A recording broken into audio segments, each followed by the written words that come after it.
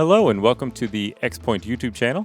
Today we have a match from the group stages of X-Point 19. It features Dakota on an Deadguy Ale deck against yours truly, who is piloting a relatively terrible mono blue list.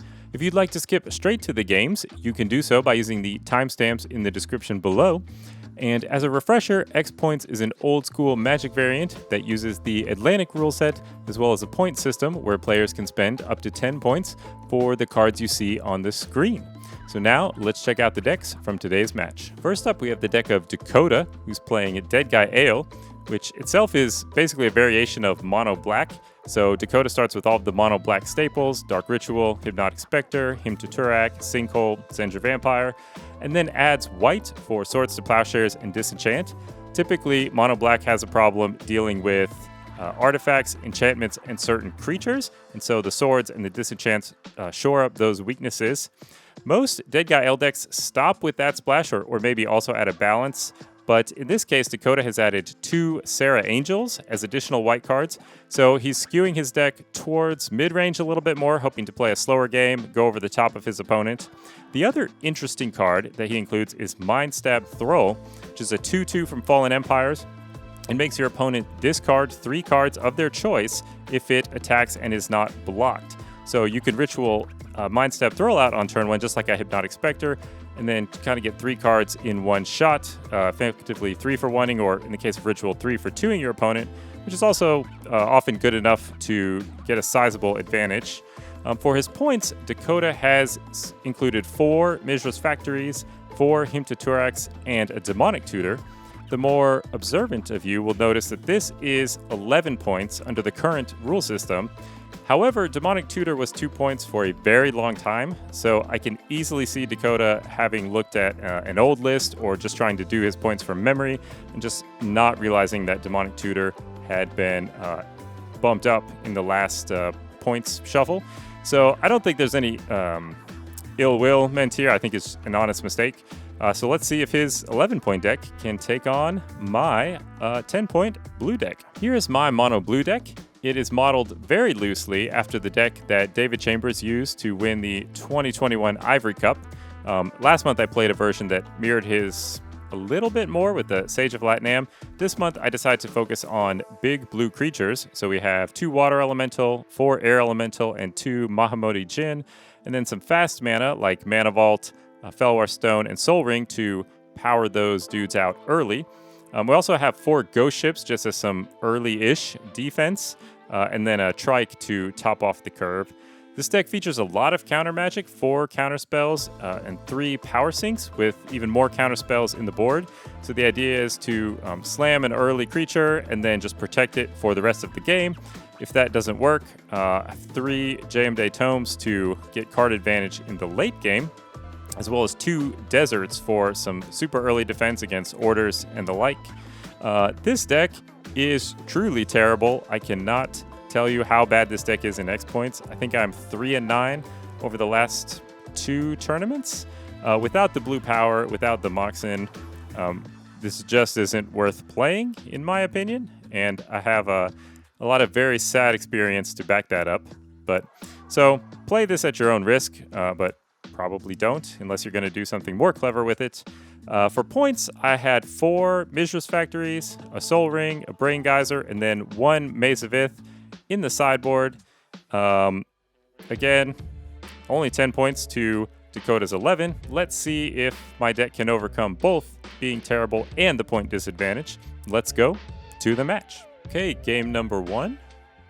Dakota has mulliganed to 5, unfortunately, so that's 1 advantage for my deck. He's also on the play. I have a turn 1 Soul Ring, so really everything is coming up Pups McGee here. Sinkhole's my island, unfortunately.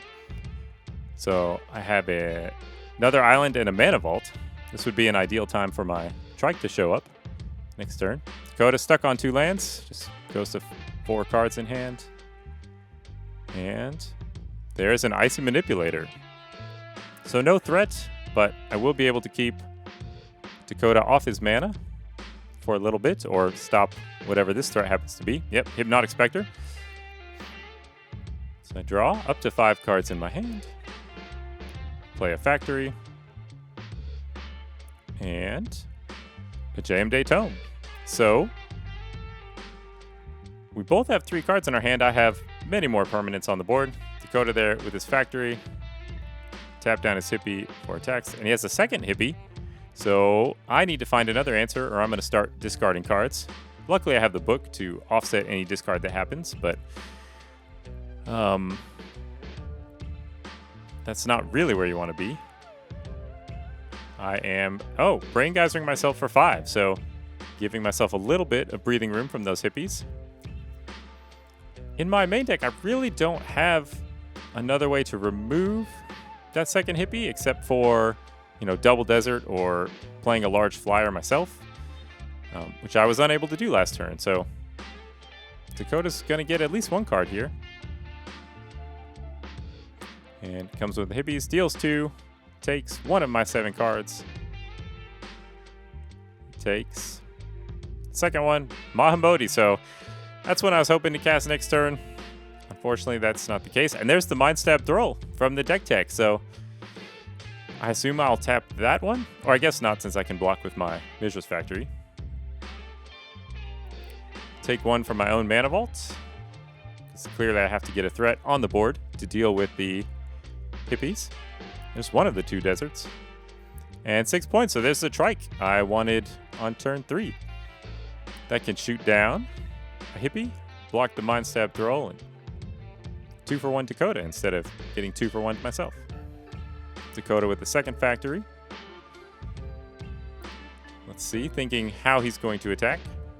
I guess I cannot block the Mind Stab Thrall because I had to use my own factory to tap. And there we go, use 2 counters to kill a hippie.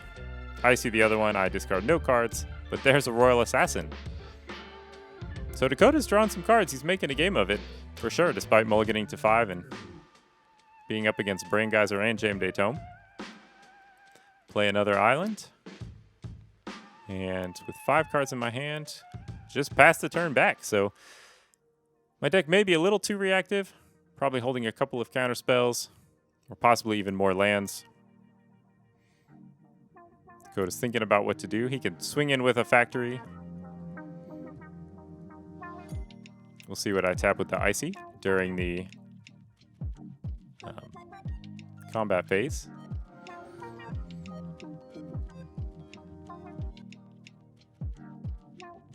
Thinking pretty hard. I feel like I should just tap the hippie to keep from discarding cards, but maybe I have 5 islands and I don't mind.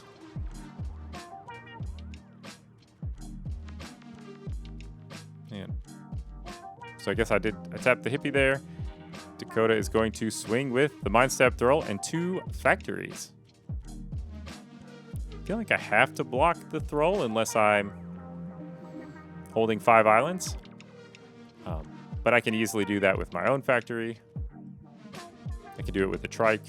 I guess at this point I could be scared that he's playing Animate Dead. In that case, I don't want my trike in the graveyard. Could also chum block with the trike and remove his counter to kill the Royal Assassin. Because I also sort of have no way to remove Royal Assassin outside of control magic. And that's what I choose to do. Yeah, I think I know what my deck is doing now. And boomerang the Mind Stab Thrall back to his hand. And then animate the factory presumably twice, block one of his factories. So all that for 2 points of damage. Long sequence. At least, though, I cannot use a book this turn.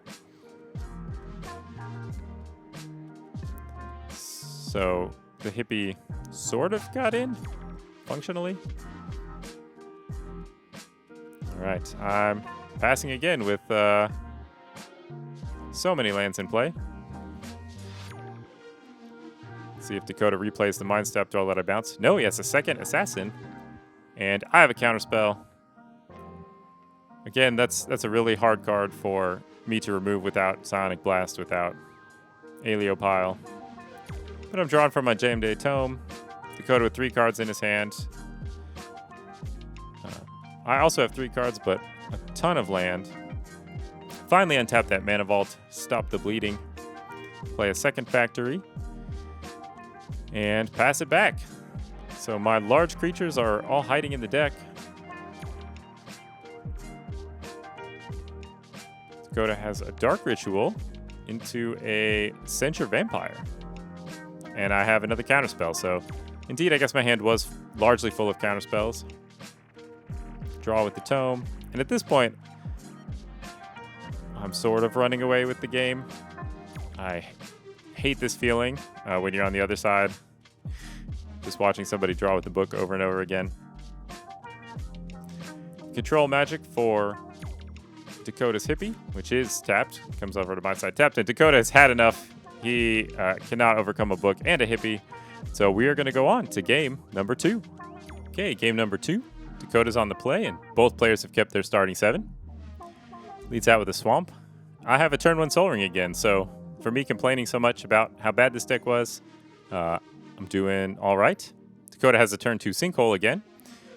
So the first few turns of this game, mirroring the first few turns of the last game, Dakota has 2 more cards in his hand. And this is the first time that I've seen white from Dakota.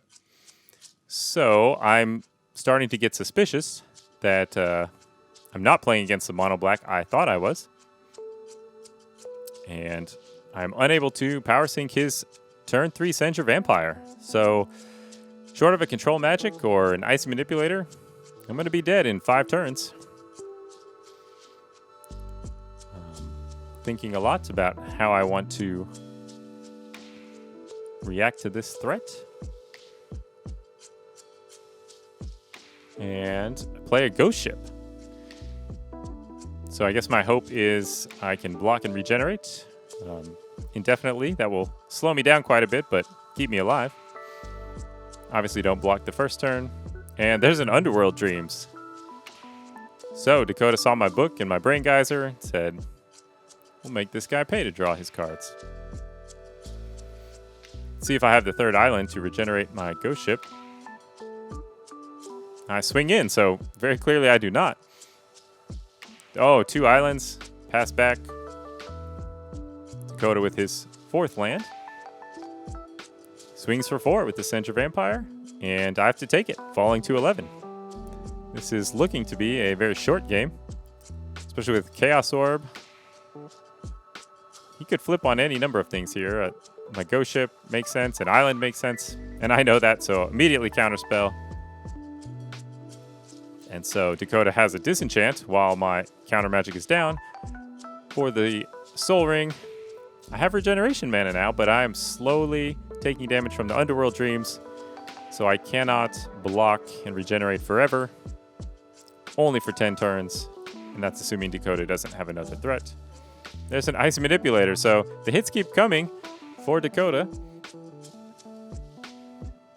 I'm unable to play a big threat to match the Vampire, and he can start tapping my Ghost Ship. So I Boomerang the Cinger. He only needs 1 more land to play it, but I'll come in and get 2 damage at least. So Dakota falls to 16. I'm at 9. Does Dakota have his 5th land? No. He has something better. A 2nd Underworld Dreams. And I do not have a counterspell or a power sync to stop it. So I'm taking 2 a turn. He's using his Icy to neutralize my Ghost Ship. This one looks like it will be over very soon. Dakota replays the Censure. I still don't have a counterspell. Take 2 from the Underworld Dreams. And I think I'm dead.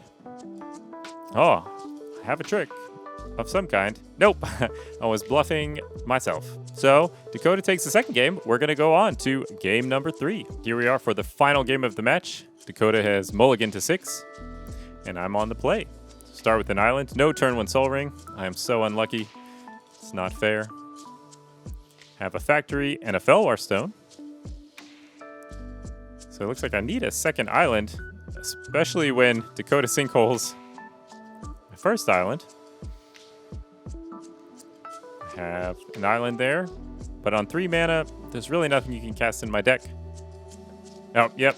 As I thought I had 4 for an icy, that was my plan. So instead, I just swing with the factory. Dakota's at 18. And there is the Underworld Dreams that I wish I had saved my mana to power sync. Take 1 from the Dreams. And do I play the icy that he knows about? No, I play a Ghost Ship, so I'm going to try to apply my own pressure.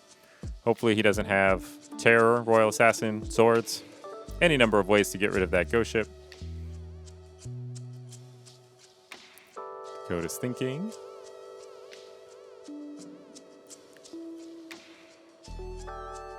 Surprisingly, we haven't seen very many Hymn to Turax from him this game. I don't think I've discarded any cards. That was also not a hymn. That was a sinkhole on one of my islands. So I'm still far away from regenerating my Ghost Ship. Though I guess just 1 island, because his Felwar Stone, my Felwar Stone, will make blue thanks to his City of Brass. But the Ghost Ship can get in. Now I have to decide, do I want to play out that icy, or do I want to swing in with the factory? And it's swing in. I'm going to be aggressive. Dropping Dakota to 13. I don't love my chances racing here. And there's a hymn. And it's countered. So 1 for 1 instead of a 2 for 1. We will take it. Oh.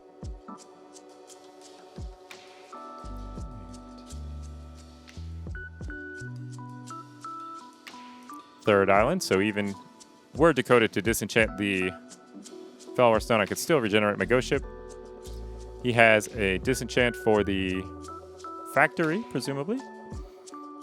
Do I have a counterspell? Do I care that much? Apparently so. Trying to apply the pressure. And Dakota falls to 8. Dakota takes a second to figure out what he wants to do. 1 card in hand. He still has the Chaos Orb. So he could deal with my factory.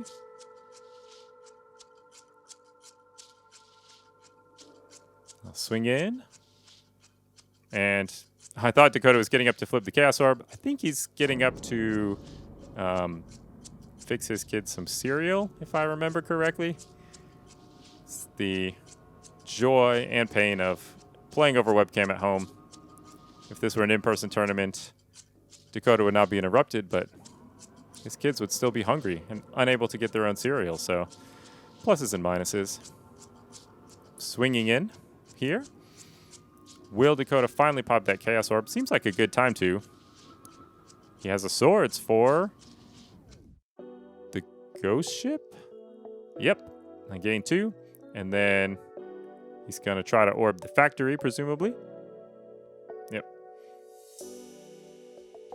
And he does it. So my threats have been neutralized. And there's the icy that I tried to play on turn 3. Just in time to fend off Dakota's Hypnotic Spectre. So this is went from being a little bit of a rout to quite the close game. I only have 2 cards in my hand, 5 lands. We are definitely at a stalemate. We'll just see who can draw out of it first. And I have a disc, so that also gives me some outs to the Underworld Dreams. Unfortunately, it's going to blow up my own Felwar Stone and Icy Manipulator. And he has a disenchant for the disc. Okay, so I may die to the Underworld Dreams after all.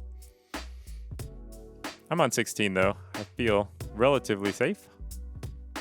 Ghost Ship number 2.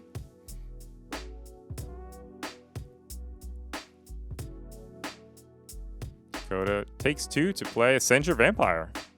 All right, so he's down to 6. I tap the Vampire. Probably so I can get in with the Ghost Ship. I don't really have any cards in my hand to discard to the Hippie, so I don't mind getting hit. I haven't seen any burn from Dakota. We know from the deck tech he's playing 1 Drain Life, but I'm not sure if he's left that in. And I'm going to come over. Dakota's at 6. He chooses not to chump block. Goes to 4. And we'll see what I tap. If he does attack, I can hit him with the Ghost Ship next turn, take him down to 2. So maybe he has to hold back and play defense. There's an Order of the Ebon Hand. So my Desert keeps that at bay. Take one from the Underworld Dreams. Swing in with the Ghost Ship. Does Dakota chump with the Hippie, or does he gamble? Remember, if he doesn't chump block, he also turns off his City of Brass. So it turns off Sarah Angel, all of his 5 drops, makes his drain life smaller. So it's very reasonable to block here. Although that's sort of the beginning of the end. And he chooses not to. He's going to hold out, see what he can find. Was his last card something useful? It's a Demonic Tutor. So presumably, yes, he can. And I have a Power Sink, which will force him to tap his Cities of Brass, therefore ending the game. There you have it. My Mono Blue deck takes game 3 and the match. Thanks to Dakota for the great games. We both agreed that the match was full of tension, a lot of chances for both players to draw out of their situation or draw into a win. It was really fun to play. It's also possible that I edited and published this match in particular just to document one of the very few wins I achieved with this deck. I mean, I'm not above it. It's a possibility. In the next couple weeks, we have 2 more matches from the group stages of X.19, as well as a top 4 match, so check back in the coming weeks for those. If you would like more information about X-Points, head over to our website, xpointoldschool.com, where you can find information about the rule sets, the monthly tournament series, as well as links to our Facebook and Discord page. If you would like to be featured on this channel, head over to the Facebook and Discord, get in touch with the media team. We would love to have more players and more decks featured on this channel.